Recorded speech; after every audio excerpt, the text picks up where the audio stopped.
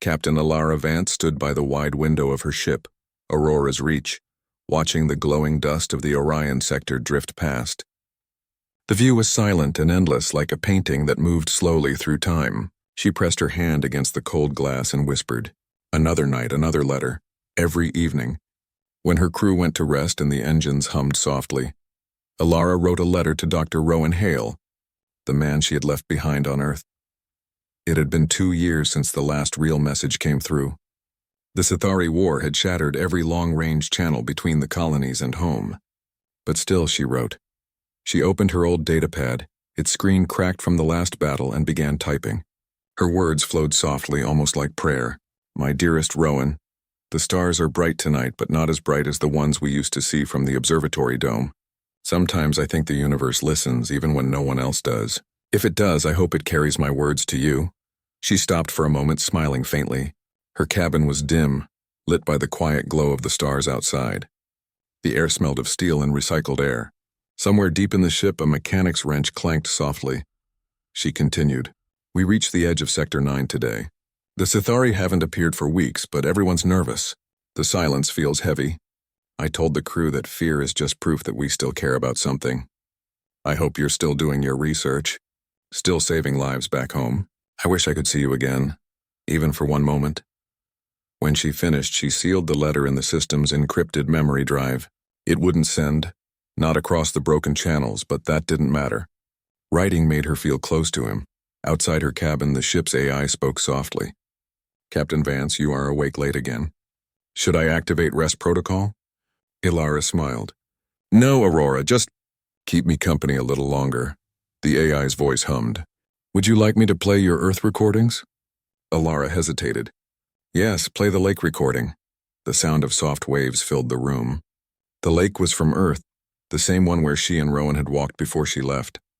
She closed her eyes and imagined his hand in hers, the smell of pine trees, the warm air. On Earth, Dr. Rowan Hale worked in his laboratory at the University of New Geneva.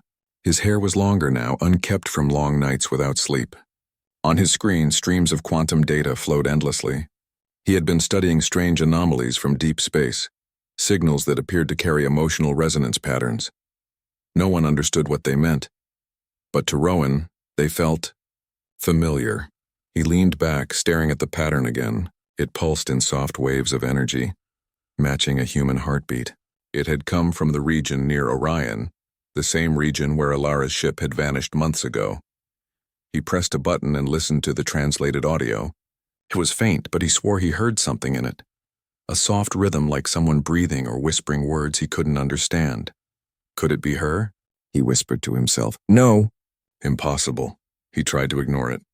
But every night when he closed his eyes, he dreamed of her voice. Not words exactly, just warmth, emotion, presence. It was like her heart was calling through the dark. Back aboard Aurora's Reach the next day brought trouble. "Captain," Commander Lyra said, rushing into the control deck. "We're picking up movement at the edge of the field. 3 Sithari ships." Alara straightened. "All hands to battle positions." The alarm rang through the corridors. Crew members strapped in, their faces tight with fear. The Sithari were not like humans. They were intelligent, cold, and fast, machines wrapped in living metal. The ship shook as the first plasma burst hit the shield. Alara gripped the console. "Return fire. Keep our distance." The Aurora's Reach fired back, beams of light cutting through the void. One enemy ship exploded, another retreated. But the third kept coming, faster than anything Alara had seen. Suddenly, the lights flickered. "Shields at 40%, shouted Lyra. Alara made a decision. "Divert power from engines to forward shields." "Captain, that'll leave us drifting." "I know, do it." The impact came seconds later, throwing her against the rail. Sparks flew. The world spun in flashes of red light and smoke. But then something strange happened. A pulse of blue energy surrounded the Aurora's Reach. The final Sithari ship froze mid-attack, as if caught in invisible waves. Then nothing. The enemy vanished, leaving only silence. "What just happened?" whispered Lyra. Alara blinked, dazed. "I don't know, maybe the ship responded to something." In her quarters, her datapad glowed softly.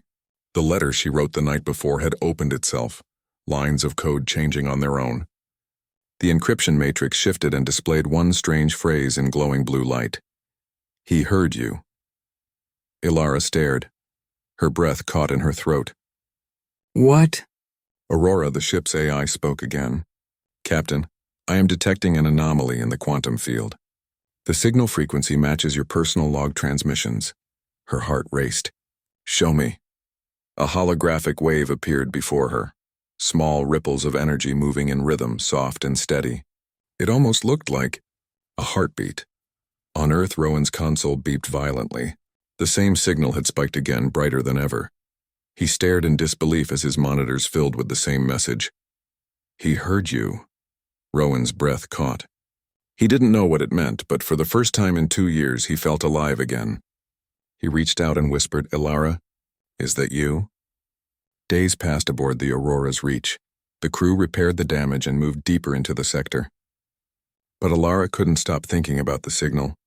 Every time she wrote another letter, the strange energy around the ship grew stronger. The crew began noticing it too. Malfunctions fixing themselves, systems responding faster than before. Commander Lyra approached her one evening.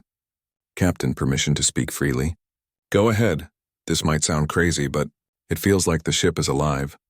Like it's protecting us. Ilara nodded slowly. You're not wrong. I think it's responding to something. Maybe even to us. Later that night, she sat by her window again. The stars looked closer now, brighter somehow. She began writing another letter. My dearest Rowan, today we survived something that should have destroyed us. I don't know how, but I felt you with me. Maybe the universe is listening after all. Maybe it doesn't need wires or screens. Maybe it only needs hearts that still remember each other. Her eyes softened as she finished. The data pad pulsed once more, faintly glowing blue. She whispered, If you can hear me, Rowan, don't stop listening. And light years away, on a quiet Earth night, Rowan stood on his balcony staring up at Orion's belt. The air was cold, but the stars shimmered with strange energy. He felt a warmth in his chest, something soft, something human. He smiled faintly and said into the dark, I hear you, Ilara. And somewhere across the stars, the faint hum of the Aurora's Reach answered. The morning light on Earth was pale and golden when Dr. Rowan Hale walked into his lab. He hadn't slept properly in days. His eyes were tired, but his mind was alive with questions. On the main screen, the same strange signal still pulsed, soft, rhythmic, and steady. It had been appearing every few hours now, always with the same strange pattern. The team at the New Geneva Observatory thought it was just interference. But Rowan knew better. He placed his hand over the glowing display. The heartbeat-like signal flashed faintly beneath his palm. He whispered to himself, It feels alive. His assistant, Maya, entered quietly. Doctor, you're here early again. I couldn't stay away, Rowan said with a weak smile. Did you process the last transmission? Yes, but the data doesn't follow any logical pattern. It's not machine code, not binary, not radio. It's almost like... She hesitated. Like emotion, Rowan finished softly. Maya frowned. That doesn't make sense. Neither does love that crosses galaxies, he said quietly. Maya blinked, realizing who he was thinking of. She didn't ask further. Everyone in the lab knew about Captain Ilara Vance, the missing commander of Aurora's Reach. Rowan turned back to the screen. He played the signal once more, listening to the soft wave-like hum. Every pulse carried something warm, something human. He opened his old storage drive and pulled up one of Ilara's voice logs, the only one he still had. She had recorded it before leaving for her mission 2 years ago. Hey, Rowan. If you're listening, I hope you're still drinking too much coffee and forgetting to eat. I'll be home soon. You just have to promise me one thing. Don't stop looking at the stars. They'll always bring us back together. He listened to the message 3 times. Then, for the first time, he noticed something strange. The frequency of her voice perfectly matched the rhythm of the mysterious signal. His heart skipped a beat. It's her, he whispered. Somehow, it's her. Far across the stars, in the cold void of Orion Sector, Aurora's Reach continued its long journey. The ship drifted through the remains of a shattered asteroid field, glowing with the faint light of dying suns. Captain Ilara Vance sat in the command chair, her eyes fixed on the holographic map. The recent battle had left deep scars on the ship's hull, but her crew was alive. That was all that mattered. Commander Lyra, she said, report on the reactor. It's holding, Captain. The energy pulse that saved us, whatever it was, it recharged the system. We have full power again, Alara nodded. Good, let's stay alert. I don't want to depend on miracles twice, but deep down she couldn't ignore the truth. That miracle had felt like something more. It wasn't random energy. It had felt personal. Later in her quarters, she opened her datapad. The screen flickered for a moment before stabilizing. The letters she'd written still sat there, hundreds of unsent messages, all addressed to one man. She opened a new one. My dearest Rowan, today the stars looked like they were breathing. I felt something through the ship, something I can't explain. It was as if someone called my name, not out loud, but in my heart. Maybe I'm losing my mind, or maybe it's you. Maybe your heart still remembers me. She paused, smiling faintly at her own words. If the universe can bend light, maybe it can bend love too, she said softly. Just then, her ship's AI, Aurora, spoke. Captain, I have detected a repeating pattern in the quantum communication field. It aligns with your personal transmission frequencies. What does that mean? Aurora's tone was calm but curious. It means something or someone is sending a signal that resonates with your emotional energy signature. Ilara's pulse quickened. Show me. A holographic projection appeared, glowing with faint blue lines. It pulsed softly like a heartbeat. Ilara felt tears form in her eyes. That's him, she whispered. That's Rowan. Probability of direct correlation is statistically low, Aurora replied. However, the data is consistent with human neural patterns. Ilara laughed softly. Sometimes, Aurora, you have to believe in what you feel, not what you calculate. The AI hummed. Is that a command, Captain? It's advice, she said. Back on Earth, Rowan stood before the World Science Council, a hall filled with gray-suited officials and scientists from across the colonies. He had spent days analyzing the data, and now he was ready to present it.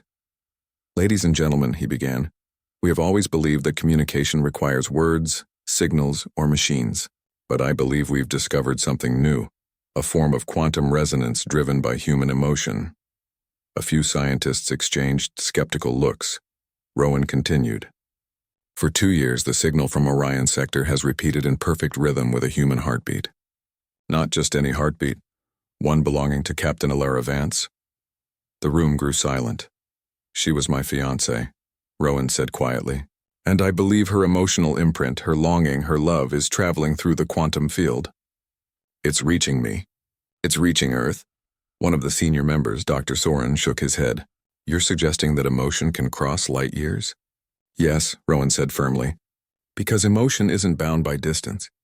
It's energy, raw, unfiltered energy that the human mind can project when it feels deeply enough. The room murmured in disbelief. Dr. Soren sighed. Fascinating, but without proof. It's speculation. Rowan nodded. Then I'll find proof. On Aurora's reach, Ilara's crew began noticing strange things. Whenever she wrote to Rowan, the ship's systems stabilized. When she didn't, the energy fields fluctuated. Commander Lyra approached her again. Captain, you might want to see this. She pointed to the engine core readings. The energy spikes matched the timing of Ilara's letters. It's like the ship responds to your emotions, Lyra said quietly. Ilara looked at the data. Maybe it's not the ship that's responding, she said softly. Maybe it's someone else. That night she sat by the window, stars glimmering beyond the glass. The hum of the ship was steady, like breathing. She started to write again. My dearest Rowan, I think something connects us still. The universe shouldn't care about two small people lost in its vastness, but somehow it does. Maybe that's what makes us human. We feel, even when reason says not to. We love, even when hope is gone, and that's what makes us powerful. When she finished, the screen glowed softly. A faint wave rippled across the room, shimmering like light underwater. Aurora's voice echoed. Captain, a new signal is forming. It's two-way now. Ilara's breath caught. Two-way? Yes, the resonance is strengthening. You are no longer transmitting alone. In his lab, Rowan's monitors lit up at the same time. The signal that had always been one way now pulsed twice, once like a heartbeat and then again like a reply. He stared in disbelief. She's answering me. He grabbed his headset and spoke softly into the quantum field microphone. Ilara, if you can hear me. I never stopped listening. The signal pulsed brighter, the wave doubling in strength. Maya gasped. Doctor, it's responding. Rowan smiled through tears. Of course it is. She always does. The connection held for only 30 seconds. But in that short time, both hearts, one on Earth, 1 light-years away, felt something beyond science. Alara whispered to the stars, "I hear you too, Rowan." And through the hum of the ship, she felt a warmth that had no source, a presence that told her she was not alone. That night, on both Earth and aboard Aurora's Reach, they each stood by a window, staring at the same constellation, Orion's Belt, without knowing that for a brief moment, their hearts had truly spoken to each other. The universe had listened, but it was only the beginning. The Orion sector had grown quieter since the last skirmish. The Sithari, for reasons unknown, had pulled back, leaving a fragile silence in the void. Yet aboard the Aurora's Reach, tension never eased. Captain Alara Vance could feel it in the hum of the engines, in the nervous glances of her crew, in the steady beat of her own heart. She walked along the corridor toward the command deck, her datapad clutched tightly in her hands. Each night she wrote another letter to Rowan, hoping her feelings could reach across the impossible distance. "Captain," Commander Lyra said as Alara entered the deck, "the new sensor arrays are picking up unusual energy readings near the nebula cluster. Could be a Sithari ambush or something else." Alara studied the holographic map. The nebula shimmered with iridescent clouds, bending light into strange colors. It was beautiful but dangerous. "Prepare the ship. Keep shields at maximum. We move cautiously. I want every crew member ready for anything." "Understood," Lyra replied, eyes narrowing at the distant lights. Meanwhile, on Earth, Rowan sat in his lab staring at the monitors. The two-way quantum signal from Alara had grown stronger each day. He had been studying it relentlessly, trying to understand its nature. "The energy patterns," he murmured, "they're alive. Her heart is somehow connected to the ship, to the field. To me." His assistant Maya looked over his shoulder. "Doctor, if you're right, this could change everything. Human emotion might be a form of communication no one thought possible." Rowan nodded slowly. "Yes, but right now it's more than science. It's her, and I need to reach her before." He didn't finish the sentence. The memory of distant battles, lost communications, and the cruel vacuum of space filled the room. He couldn't bear the thought of losing her. Back on Aurora's Reach, the ship moved closer to the nebula cluster. The sensors began showing faint distortions, twisting shapes of energy that made the crew uneasy. "Alara," Lyra said, voice tight, "these readings, they're unlike anything I've ever seen. Not Sithari, not natural, something conscious." Alara studied the readings. Her fingers hovered over the control panel. "It's responding to me," she said softly. "I think—" "The letters, my emotions. They've become part of the quantum field. Maybe the universe itself is listening." The crew exchanged nervous glances. Lyra approached, hesitant. "Captain, if you're right, this is beyond anything we trained for." Alara's eyes softened. "We're human. That's all we need. The rest is just consequence." That night, Alara sat alone in her cabin. The stars outside her window shone bright, almost welcoming. She opened her datapad and began typing her latest letter. "My dearest Rowan, I feel something tonight that I can't explain. The nebula seems alive, and I feel you here with me. It's as if our hearts can speak without words, without machines. I don't know if anyone else will understand this, but I feel that together we can make the universe listen. I hope you feel it too." As she finished, the ship shuddered. A wave of energy pulsed through every deck. Systems flickered, then stabilized. Outside the window, the nebula glowed brighter, as if acknowledging her words. Aurora's voice broke the silence. "Captain, the signal, it is stronger than before. It is synchronizing with your emotional resonance." Alara's breath caught. "It's Rowan," she whispered. "He's feeling it too." On Earth, Rowan's monitors lit up with a dazzling display. The quantum signals were no longer faint pulses. They were strong, rhythmic waves pulsing in perfect unison with his heartbeat. He pressed a hand to the screen. "Alara, I hear you." And for the first time, the distance between Earth and Orion sector felt smaller, as if the universe had folded itself in response to human emotion. Days later, as the Aurora's Reach navigated the outer edge of the nebula, a shadow fell across the ship's path. 3 Sithari warships emerged from the clouds faster than anything Alara had ever seen. "Captain," Lyra shouted. "We're surrounded." Alara's eyes narrowed. "Battle stations. Shields up. Weapons ready. We fight, but remember, our strength isn't only in these weapons. It's in us. Our hearts, our courage, our humanity." The Sithari opened fire. Beams of energy tore through the nebula, illuminating the ship in flashes of red and blue. The Aurora's Reach shuddered violently, alarms ringing. Alara gritted her teeth, fingers dancing across the console. The shields faltered. She closed her eyes and focused on Rowan, imagining his presence beside her. "Hear me, Rowan, feel me." The ship pulsed again. Energy flowed through every deck. The shield stabilized, stronger than before. The Sithari beams bent as if they had struck an invisible wall. "Captain, it's working," Lyra gasped. "Yes," Alara said, eyes shining. "We are human, and we fight not just with metal, but with heart." Back on Earth, Rowan watched the data in disbelief. The ship, millions of miles away, had synchronized with his own heart's energy. He activated the emergency quantum link. "Alara, focus! Feel me." Through the field, he reached for her, not physically, but with every ounce of emotion he possessed. Love, hope, determination. Every pulse of his heart became a signal, and somewhere across the nebula, Alara felt it. The sensation washed over her like a warm tide. Her hands pressed to her chest. "Rowan, I feel you." The Aurora's Reach responded instantly. The final Sithari ship froze mid-attack, its systems disrupted by the unexpected energy surge. The remaining ships fled into the nebula, leaving the human crew unscathed. The crew erupted in cheers, but Alara remained still, tears in her eyes. "We did it," she whispered. "We really did it." The universe seemed to hold its breath. The nebula glowed with vibrant colors as if celebrating the triumph of humanity's courage and emotion. Alara returned to her quarters and opened a new letter. She began typing, her fingers trembling. "My dearest Rowan, today we discovered something no one else could understand. The universe listens, not to weapons, not to machines, but to hearts. Our hearts.